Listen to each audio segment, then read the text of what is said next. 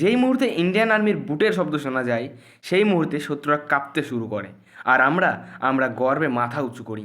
আজ আমি আপনাদেরকে এমন একটা দৃশ্য বলতে চলেছি, যেটা শুনলে আপনি বুক ফুলিয়ে বলবেন, ধন্য আমার ভারত। আপনি কি জানেন, ইন্ডিয়ান আর্মি মানে শুধু বন্দুক নয়, এরা হলো চলন্ত বজ্রপাত। যাদের মাঠ হোক বা প্রাকৃতিক বিপর্যয়, যেখানে মৃত্যুও পিছু হটে, সেখানে দাঁড়িয়ে থাকে আমাদের ফৌজি জওয়ান। কার্গিলের যুদ্ধের সময় -20 ডিগ্রি সেন্টিগ্রেড তাপমাত্রায় খাড়া পাহাড়ে শত্রুদের ঘাঁটি থেকে পতাকা নামিয়ে ত্রিবর্ণ রং তুলে ধরেছিল ইন্ডিয়ান আর্মি। বিশ্বকে থমকে দিয়েছিল, আর ভারত হাঁক দিচ্ছিল, আমরা পারি। সার্জিক্যাল স্ট্রাইক, ঘুমন্ত শত্রুকে তার বাড়ির ভেতরে গিয়ে ধ্বংস করে ফিরেছিল আমাদের বাহিনী। এই অপারেশন আজও বিশ্বজুড়ে পড়ানো হয় যুদ্ধনীতি হিসাবে।